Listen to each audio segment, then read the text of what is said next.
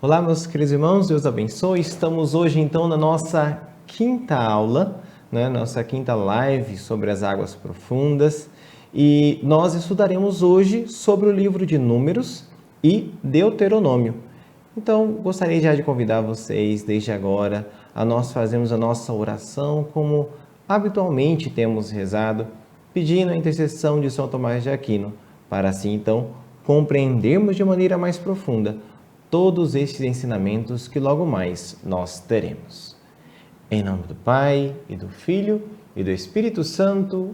Amém.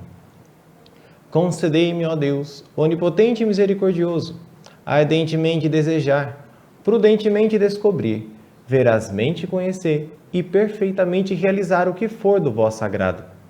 Para louvor e glória do vosso nome, ordenai meu estado de vida e dai-me saber, poder e querer o que me pedis que faça, e dai-me levá-la a cabo como convém à salvação de minha alma.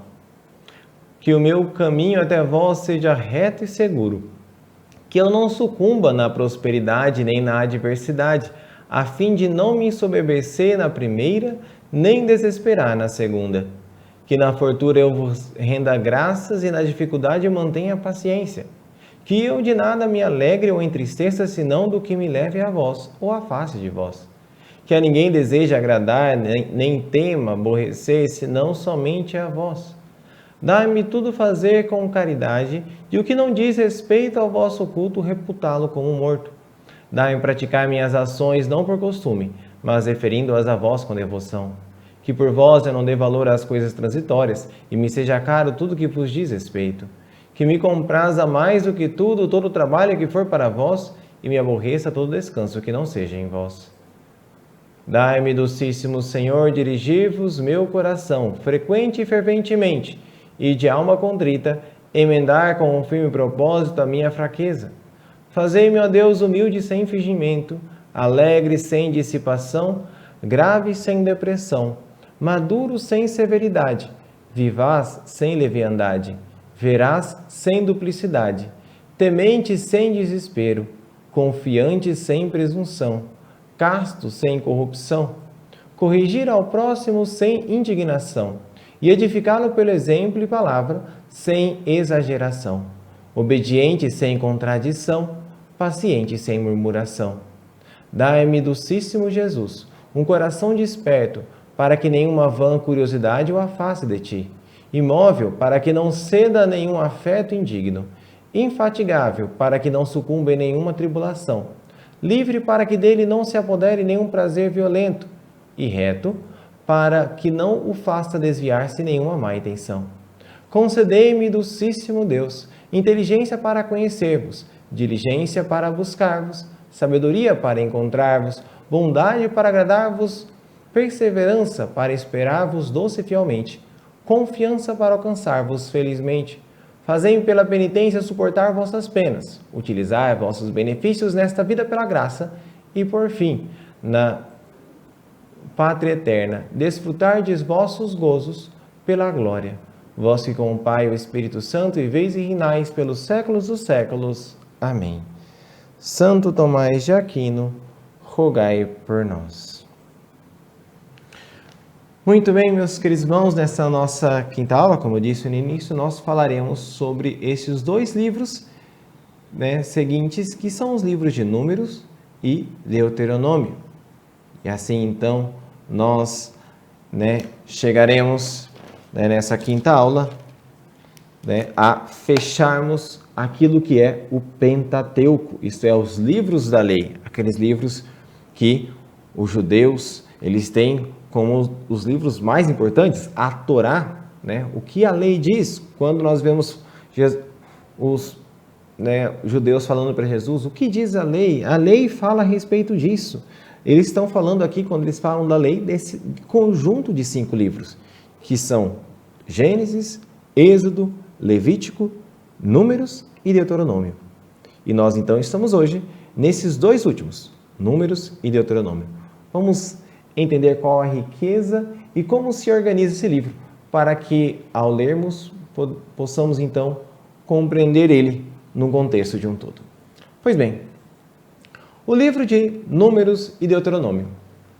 Números tem esse nome assim porque na Bíblia, só para vocês entenderem, né, existe uma tradução chamada tradução dos 70, que foi quando a Bíblia foi passada, o Antigo Testamento, melhor dizendo, foi escrito em grego, né, por 70 anciãos, 70 sábios, onde cada um traduziu em grego da sua forma, e quando eles pegaram essas 70 cópias, viram que elas batiam completamente. E então tinha, na época de Jesus, tanto a Bíblia hebraica, isto é, com na letra original, quanto ela traduzida para o grego.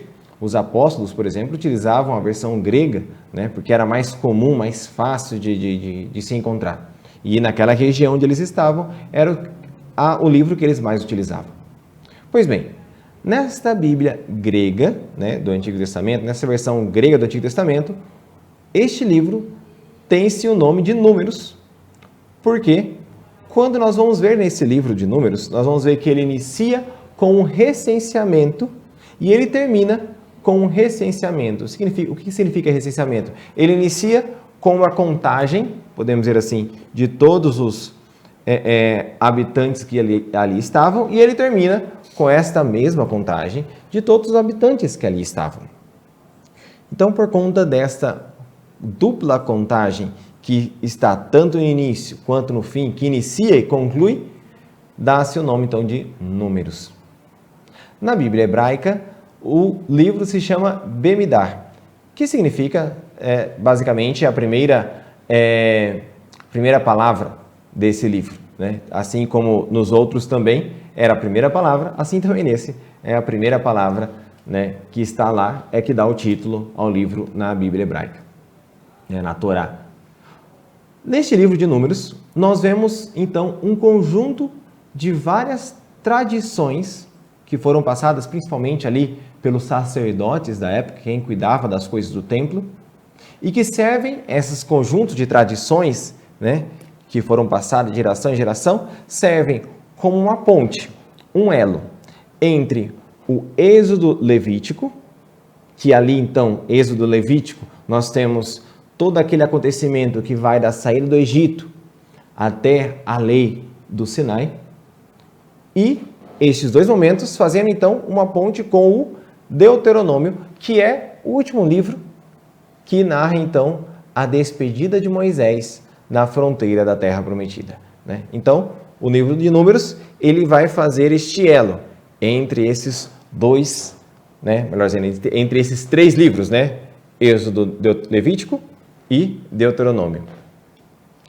Pois bem, o livro de Números, como vocês podem ver aí no slide, ele é dividido da seguinte forma, nós podemos dividi-lo aí em três grandes blocos. O primeiro bloco, que vai do início, capítulo 1, versículo 1, até capítulo 10, versículo 10. E esse primeiro bloco fala então de toda uma preparação para a partida do Sinai. Então o povo está se preparando ali, né, para continuar o caminho, né, até Sinai. E naquela, podemos dizer assim, preparação, ele inicia então com um recenseamento, contando quem eram as pessoas que lá estavam, quantas pessoas tinham, como é que eles se organizavam e por aí vai. Depois nós temos o segundo bloco, e o segundo bloco ele é narrado em toda a região do deserto, quando o povo estava no deserto. Esse segundo bloco ele é dividido em duas partes, como vocês podem ver, capítulo 10, versículo 11, até capítulo 19, versículo 22, vai narrar então da região do Sinai até a região de Cádiz. E ali, né, de modo bem claro, nós vemos um tanto ali a rebeldia e o castigo de Israel. E o segundo bloco, capítulo 20 e o capítulo 21, vai narrar então da região de Cádiz até Moabe. Este então é o segundo bloco. O terceiro e último bloco, ele vai falar então dos acontecimentos nas planícies de Moabe, né? Nessas planícies de Moabe, nós vemos duas situações. Primeiro, Balaão e Finéias, capítulo 22 e 25, até 25, quer dizer, e capítulo 26 até o 36, que é concluindo ali, falando a respeito da nova geração, ou seja, quando vai fazer um novo recenseamento, já eram outras pessoas que lá estavam. E aí, quem lê o livro de Números consegue perceber essa diferença, né? Que uma geração iniciou e outra geração é que terminou todo este itinerário. O livro de Números, então, ele tem algumas características bem importantes. Ele mostra Israel como um povo bem organizado, do ponto de vista civil e religioso. Quando vai se levantar para ir de um lugar ao outro, né, há toda uma organização. Primeiro levanta tal, depois levanta tal tribo, depois vai tal tribo, cada um tem as suas bandeiras. Ao mesmo tempo que é um povo bem organizado, apresenta esse povo como um povo imperfeito, um povo que murmura diante das dificuldades, né? Entre outras coisas. Um povo que acaba se esquecendo da aliança que fez com Deus. Outra característica bem forte deste livro de Números é a relação que existe entre os levitas e os filhos de Arão. Como assim, padre? Bom, nós bem sabemos, como nós estudávamos ali em relação às tribos de Israel, nós bem sabemos que dentre as tribos, uma ficou para cuidar das coisas de Deus, que é a tribo de Levi. Arão também pertencia à tribo de Levi. Então, a tribo de Levi, né, vamos pegar aqui todos os filhos de Levi, chama-se então a tribo de Levi. Então, esses são os levitas. Dentre os filhos de Levi, tem os filhos de Arão, porque Arão também é descendente de Levi. Só que Arão é uma parte específica da descendência de Levi, que era então a parte que foi escolhida para o ofício do sacerdotal. Então, são dos filhos de Arão que saem os sacerdotes. Então, nós temos aqui, bem apresentado no livro de Números, a relação que existe entre os levitas e os filhos de Arão, que também são levitas, né? Mas é uma parte mais específica dos filhos da tribo dos levitas. E aqui está bem dividido também o ofício, o trabalho que cada um tem em relação às coisas de Deus. Enquanto os filhos de Arão, por exemplo, os sacerdotes, eles cuidam de todo a questão dos sacrifícios e coisas assim, os levitas vão estar cuidando então de todo o ornamento, a montagem das tendas e tantas outras coisas relacionadas então ao culto. Ali também nós podemos colocar os cantos e tantas outras realidades. Então, tudo que envolve o serviço do templo e a organização, quem pode pegar nas coisas, tudo é levitas. Sacrifícios e tudo mais, os filhos de Arão. Aqui nós temos também alguns destaques. O primeiro destaque que nós notamos é a renovação, que acontece com a geração primeira e a geração segunda. Ou seja, no primeiro capítulo, né, no início ali, quando nós estávamos lendo a respeito de quem eram aquelas, né, primeira geração que estava acompanhando Moisés, e quando a gente vê no final, nós vamos ver que são pessoas diferentes. É uma nova geração. Então nós vemos aqui uma renovação que Deus realiza no povo, né, através de todo esse caminho do deserto. Aqui nós podemos entender também, e aqui para levar para a nossa vida espiritual, uma renovação espiritual. As tribos são as mesmas. O povo, podemos dizer assim, dividido, organizado, é o mesmo, mas as pessoas são diferentes, né? Aqui nós podemos também entender o Senhor que nos leva ao longo do deserto, e embora sejamos os mesmos, somos diferentes, né? Somos um novo homem, né, com Cristo. Outro destaque é nós vemos aqui nesse outro destaque uma grande solicitude de Deus, que busca continuamente o seu povo. O povo murmura, Deus castiga, o povo volta atrás e Deus acolhe o povo para permanecer fiel na aliança. Deus, então, que está sempre solícito. Basta o povo se arrepender que ele o acolhe de volta. Outra coisa que nós percebemos bem forte nesse livro de Números é o seguinte: Moisés intercede continuamente pelo povo. Moisés é o grande intercessor do povo, entre o povo e Deus. Moisés é aquele que está na intimidade de Deus. Moisés é aquele que está continuamente atento às necessidades do povo. Essas duas coisas, realidades, é mostrada ali. Né? E é um pouco aqui o que é a missão de um sacerdote católico. Né? Estar ali unido a Deus, na intimidade de Deus, e estar ali também, sempre atento às necessidades do povo. Principalmente necessidades espirituais, porque quantas vezes o povo merecia o castigo e é através da intercessão de Moisés que o povo não é castigado, como deveria ser castigado. Ao mesmo tempo também, o livro mostra as fraquezas que há Moisés. Moisés que é impaciente, Moisés que às vezes tem a sua ira e tudo mais. Moisés também que tem as suas fraquezas. Outro destaque bem importante que nós vemos nesse livro é que todo aquele conjunto de narrações, de ensinamentos, foram utilizados não somente pelas pessoas, pelos profetas que vieram depois, mas também por Jesus e pelos apóstolos, que por diversas vezes citaram este livro. Né? É algo bem interessante, quando vocês leem, por exemplo, o livro de Números, vocês vão perceber, nossa, mas essa parte daqui eu lembro de ter escutado ela no evangelho tal. Nossa, isso aqui parece que Pedro falou isso na sua carta. Né? E é bem verdade, porque esses acontecimentos ficavam vivos na memória dos apóstolos. Por fim, uma outra característica bem bela é que o povo, ele aprende na vivência e nos conflitos. O povo vai compreendendo o que espera deles, o que Deus espera deles, né? Através de questões práticas. Né?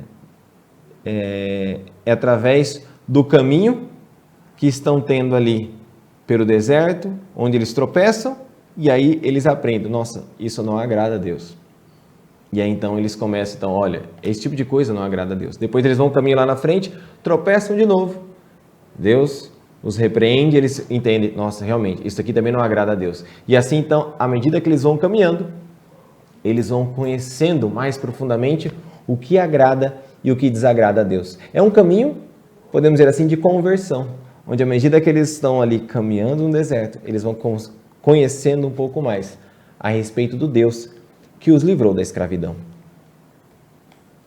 Este então foi o conjunto dos livros de Números, né? O conjunto então dos acontecimentos que nós podemos aprender no livro de Números. No Deuteronômio, que é o livro seguinte, nós então encerramos aquilo que é o Pentateuco. A palavra Deuteronômio significa segunda lei, né? Nomos significa lei, né? Norma, lei, mesma realidade. Deutero significa segundo. Na Bíblia grega, dá esse nome porque em Deuteronômio 17:18 vai falar a expressão aqui então de cópia da lei. Deixa eu pegar aqui para mostrar a vocês. Vejam.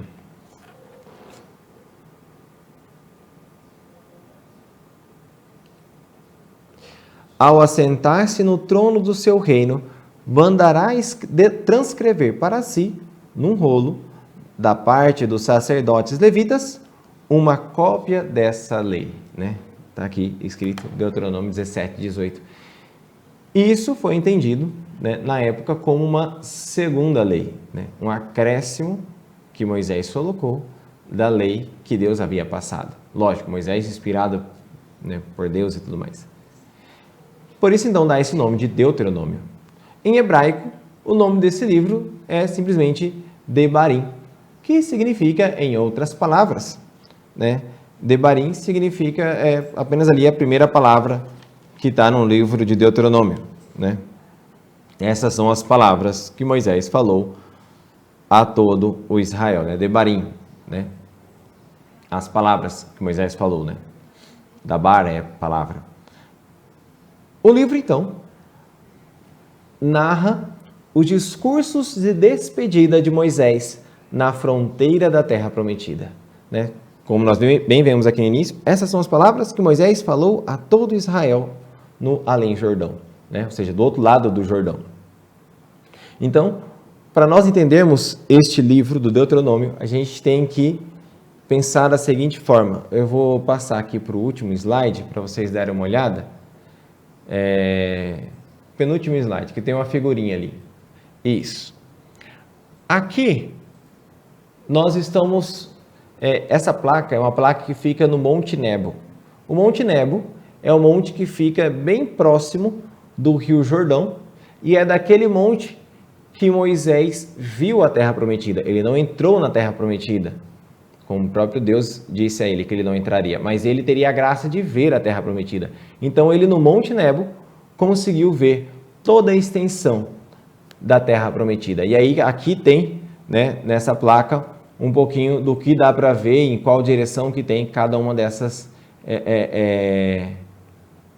cada um desses locais, né? Então tem ali Belém, tem Jericó, tem Hebrom, tem o Mar Morto, né? Jericó e por aí vai. Então Moisés, ele subiu neste Monte Nebo e ali contemplando, ele falava com o seu povo. Tem uma outra passagem que também é uma outra imagem, né? Que é a próxima aqui. Aqui é uma outra visão deste Monte Nebo e aqui é a visão lá, né, do outro lado ali, lá no fundo, você vê toda a terra prometida. Então, esta é a visão que Moisés teve, né? Tem várias outras imagens, se você for procurar na internet, procurar lá Monte Nebo, que você vai encontrar várias outras, né, imagens, fotos tiradas ali da visão que Moisés teve de toda a extensão da terra prometida. Então, pois bem, guarda muito bem essa visão. Vamos voltar aqui agora ali ao nosso início. Então, Moisés está ali, em cima do Monte Nebo, e Moisés então está fazendo um discurso para o povo. Ele não vai entrar no monte, ele não vai entrar na terra prometida. Quem vai entrar na terra prometida é essa nova geração.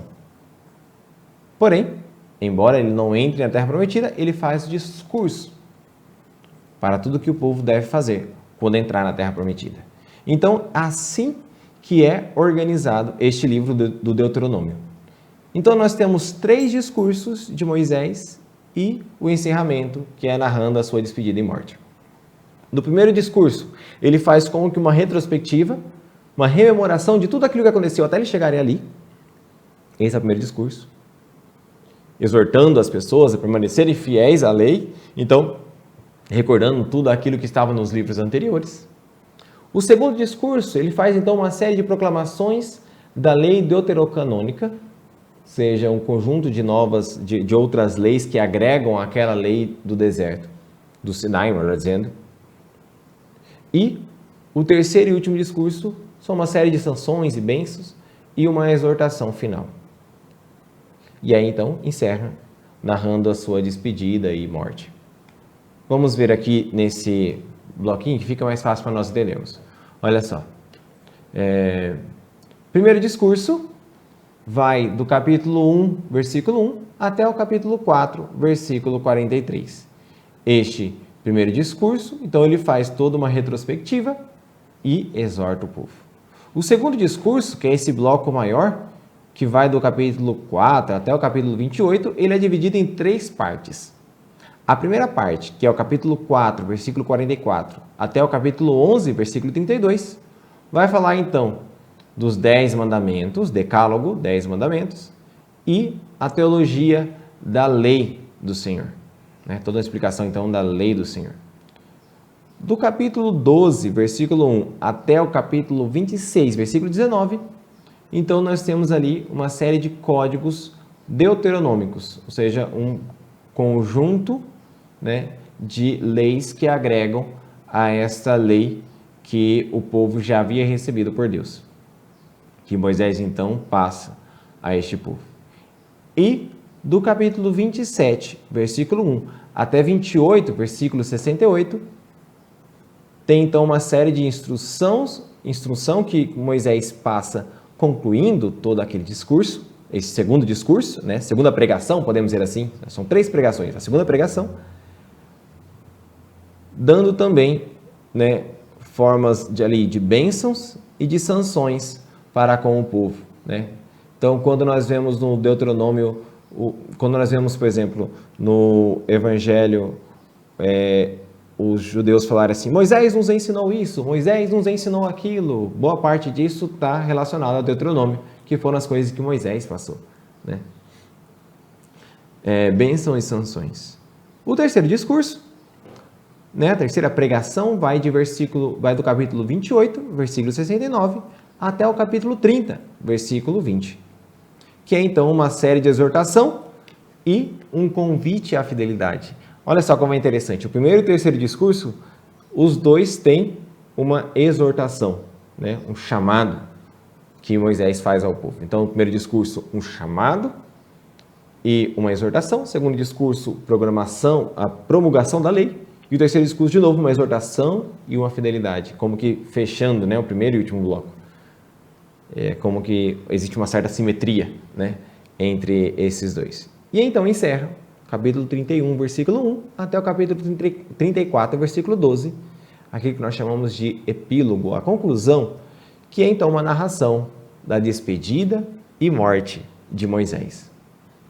Aqui umas coisas interessantes deste livro é o seguinte, no livro nós vamos ver diversas vezes a tratação, né, do ponto de vista de Moisés e o ponto de vista do leitor, que está na Terra Prometida.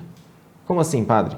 Então, ora, o livro vai tratar, então, Moisés falando, ora, vai tratar, então, o povo falando. Então, o ponto de vista, então imagina, né, vou tentar fazer aqui uma maquete com a Bíblia aqui. Então, imagina que Moisés, né, vou pegar aqui, imagina que Moisés está aqui no Monte Nebo, aqui está o Rio Jordão, né, e aqui então está a Terra Prometida. Então, ora é Moisés falando, além Jordão, ou seja, do outro lado do Jordão, falando da Terra Prometida. Ora, então, é o povo falando, né, além Jordão, falando, então, do que está fora do Jordão, certo? Então, tem esse ponto de vista, né, tanto de Moisés, que está aqui, quanto do povo que está aqui. E como assim, padre? O povo está aqui, se Moisés, quando estava falando, o povo estava aqui desse lado, né? Eu vou explicar isso mais para frente. Então, tem essa questão, essa jogada de pontos de vista, só para vocês não ficarem confusos, né, em relação a isso. É só prestar atenção quem está falando, né, se é o povo, se é, então, ali o próprio Moisés, que está ali no Monte Nebo. O povo representado como uma única pessoa. Em Deuteronômio 14:1, por exemplo, a gente vê um exemplo disso.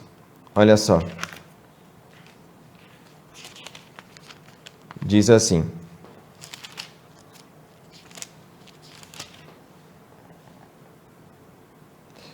Vós sois filhos do Senhor, vosso Deus.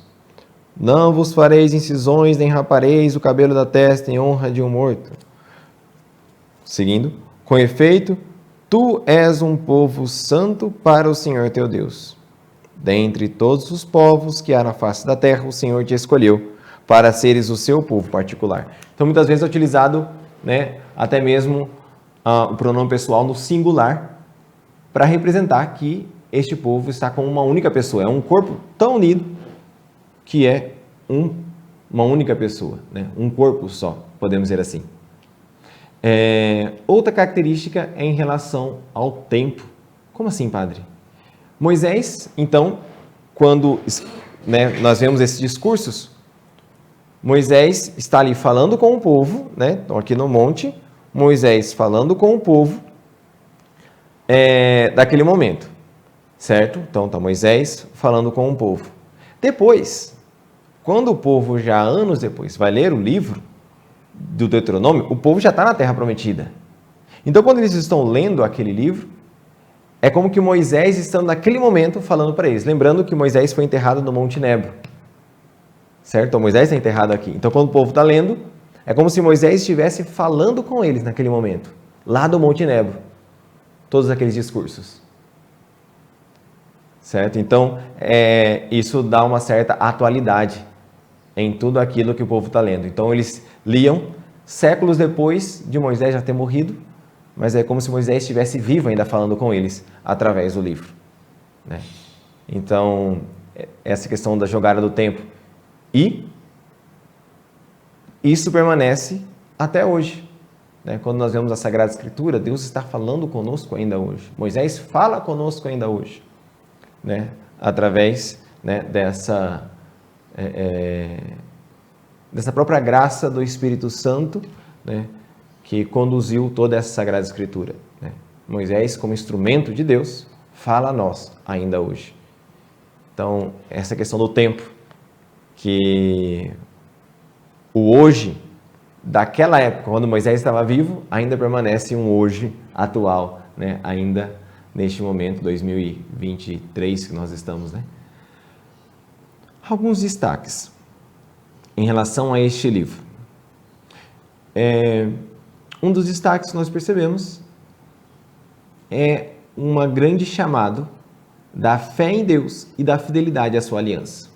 Moisés está sempre chamando o povo a fé em Deus, ao Deus que os livrou do Egito, a não se misturar com outros deuses, aos pagãos, e a fidelidade, a aliança que o povo fez com Deus. A segunda coisa que nós vemos é uma grande gratuidade do amor de Deus pelo seu povo. Não por o povo ser o melhor dos outros povos, mas justamente pelo povo ser fraco. Olha só que interessante. Deuteronômio 7, versículo 7 e 8, diz assim: O Senhor afeiçoou-se de vós e vos escolheu, não por serdes mais numerosos que os outros povos. Não, vocês não são um grande povo. Na verdade, vós sois o menor de todos os povos.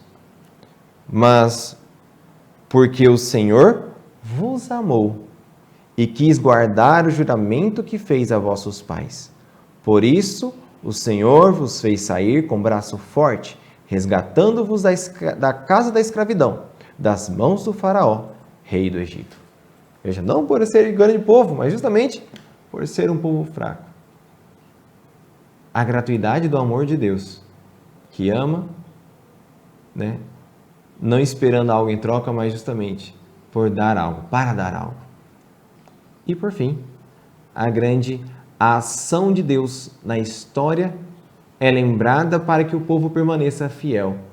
A todo momento, Moisés vai lembrar de todas as ações que Deus fez, para lembrar que essas ações devem servir para nós de base para a nossa esperança, do porquê deveremos permanecer fiéis.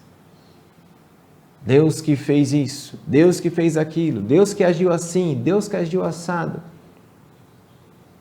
Deus que fez tantas coisas. E eles percebem isso. Se eles estão hoje na Terra Prometida, foi porque Deus agiu.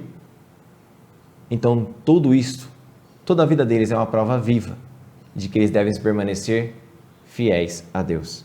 A ação de Deus na história daquele povo, a ação de Deus na vida deles, os faz lembrar o porquê eles devem permanecer fiéis. Isso também serve para nós.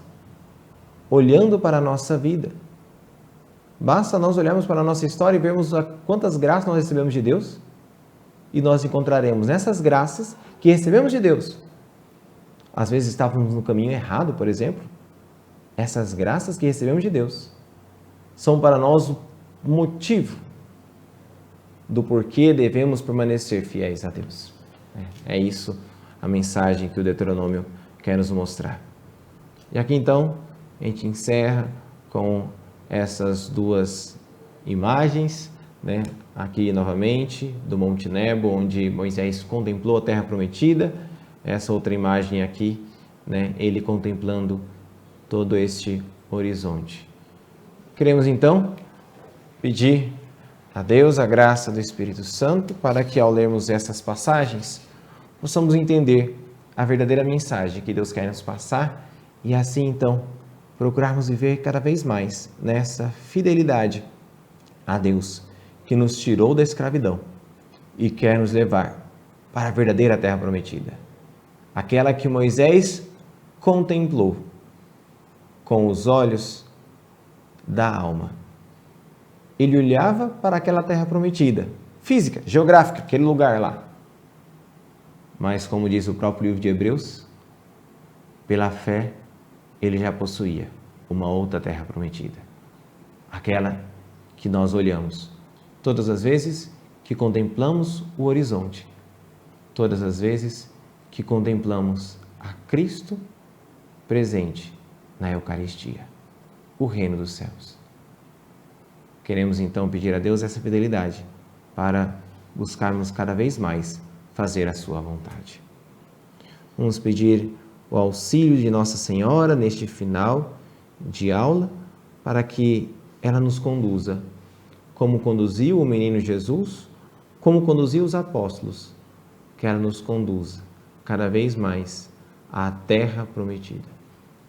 Ave Maria, cheia de graça, o Senhor é convosco. Bendita sois vós entre as mulheres e bendito é o fruto do vosso ventre, Jesus. Santa Maria, Mãe de Deus, rogai por nós, pecadores, agora e na hora de nossa morte. Amém. O Senhor esteja convosco, Ele está no meio de nós. Abençoe-vos Deus Todo-Poderoso, Pai, Filho e Espírito Santo. Amém. Ide em paz, Senhor vos acompanhe.